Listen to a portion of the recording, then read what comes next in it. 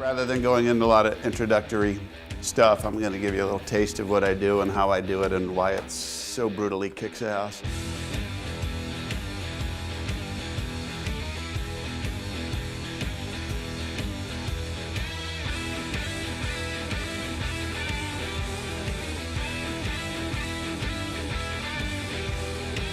The most simple mathematical formula I know goes like this. No story equals no demand. The single greatest, in my mind, marketing slogan that's ever been created since marketing was invented. What happens in Vegas stays in Vegas. It is awesomely brilliant. It mentions the product twice in the tagline. Go ahead and try to come up with another one that does that. It's a catchphrase. When you hear that, an image forms in your mind. We all attach imagery when we hear that. And for most of us, the imagery that we attach to what happens in Vegas stays in Vegas is something filthy. Which is awesome, because that's right where they want you to go. There's not a single person in this room that went to Las Vegas because they saw an ad for it. Or they Googled, vacation destinations, and Las Vegas came up and said, well, gee, let's give that a try. You went to Vegas because you've heard about it all your life. If what happens in Vegas stays in Vegas, there is no Vegas. Well, right now, the people that you served last week, customer, client, potential client, the boss, the CEO, the chairman of the board, the people that you depend on for your livelihood are talking about you.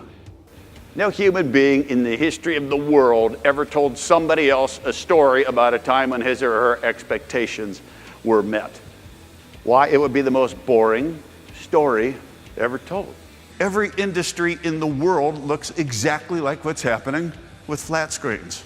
And as you enter that environment, you see a wall that's completely covered with virtually identical products. Everything looks exactly the same, because you know what? You're not an expert on consumer electronics. And as you stand there looking at this big wall of lookalike stuff, you're waiting and hoping for something to reach out and grab you, something that's going to grab your attention that looks dramatically different than everything else that's up there on the wall. But nothing like that happens, because every TV on the wall has the exact same image projecting from it. And every single one of these TVs in the upper right-hand corner is going to have a price tag that's almost virtually identical to the one that's right next to it. They're all $500. The next thing you begin noticing is that on the lower bar of every TV where that badge is, where the manufacturer's name is, you can't find a single brand name that you don't recognize.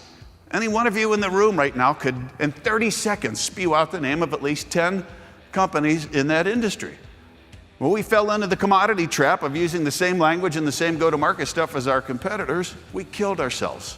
We made ourselves totally non-competitive, because everybody that we competed against sold products that looked just like ours for a lower price. We determined at the motor company that we could change the narrative, or if we could change the narrative, what people say about us to other people. They would have the potential, because we had lots of loyal customers out there in the marketplace that still loved us. They would have the potential to attract more people to our brand. So if we could figure out a way to harness them, make them into brand builders, make them into passionate storytellers for us, we could come to stand for something in the market that would transcend just the physical hardware that was being sold. There'd be stories told about us.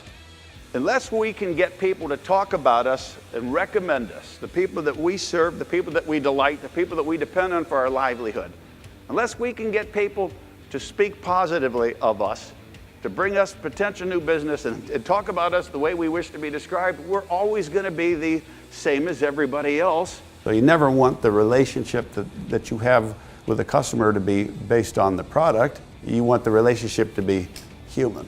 We want to do business with you. We want to do business with folks that we like. So we lead with that, and let emotion trump logic, as it always does. See, when somebody's describing your business, what are they saying? When they're talking about you, what are they saying? What do you want them to say, and what are you willing to do to get them to say it?